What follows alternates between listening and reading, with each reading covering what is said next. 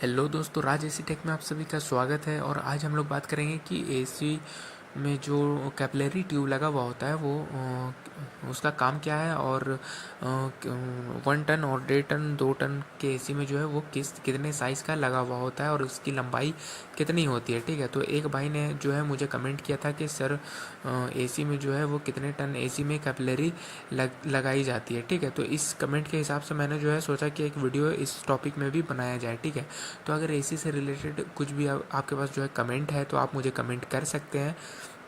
मैं आपके कमेंट के हिसाब से जो है वीडियो अपलोड कर दूंगा। तो चलिए स्टार्ट करते हैं। हम लोग जानेंगे कि 1 टन और 1.5 टन और 2 टन की एसी में जो है वो क्या साइज़ का जो है कैपिलरी लगता है। ठीक है, तो आप देख सकते हैं आउटडोर के पास जो है स्टेनर के बाद हम लोग फ़िल्टर भी बोलते हैं, फ़िल्टर के बाद जो है वो कैपिलरी ट्यूब लगा हुआ होता है। ठीक है ना, तो कैपिलरी जो है फ्रेंड्स, वीडियो के एंड तक आप बने रहिएगा, क्योंकि एंड में आपको बताऊंगा कि आप बिना कंफ्यूज हुए जो है वो किस हिसाब से आप कैपिलरी आउटडोर में लगा सकते हैं, आपको दिक्कत नहीं होगी। ठीक है, तो आप वीडियो के एंड तक आप बने रहिए। तो चलिए स्टार्ट करते हैं। 1 टन का जो एसी है उसमें जो है आपका लगता है 0.55 ट्यूब। ठीक है, कैपिलरी ट्यूब जो लगता है वो 0.55 का ही लगता है कैपिलरी ट्यूब।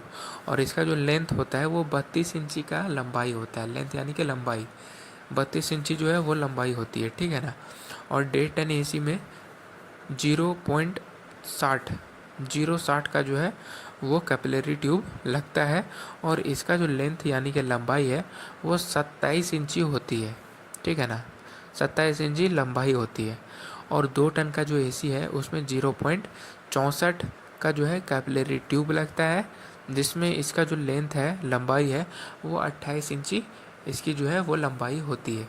ठीक है, तो ये तो हो गया कि 1 टन 1.5 टन 2 टन में ये कैपिलरी ट्यूब लगता है और इसका जो लंबाई है वो इस तरह से है। ठीक है, 1 टन का 32 इंची लंबाई है, 1.5 टन का 27 इंची और 2 टन का 28 इंची।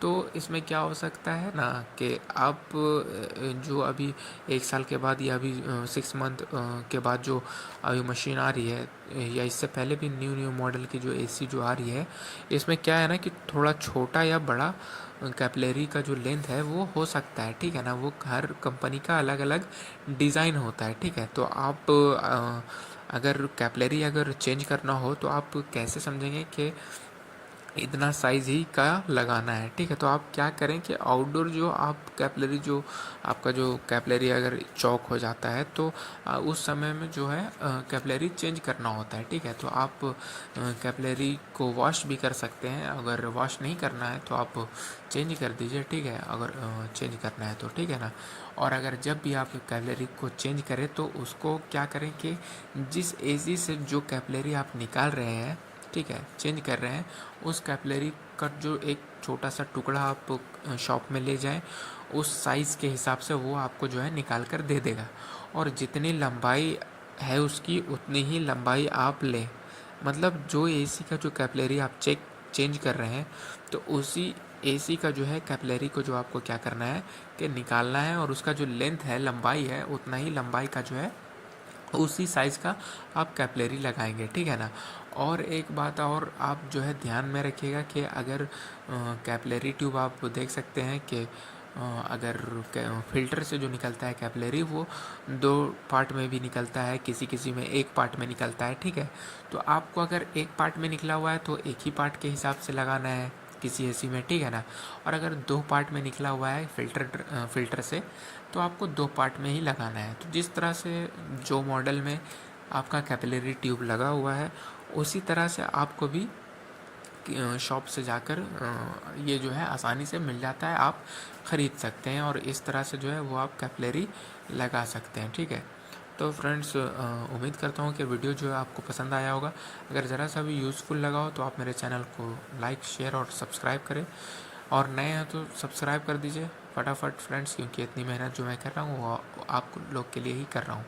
तो अगर कुछ कमेंट है तो आप मुझे कमेंट कीजिए, मैं आपके कमेंट के हिसाब से जो है वीडियो अपलोड कर दूँगा। Thanks for watch my video.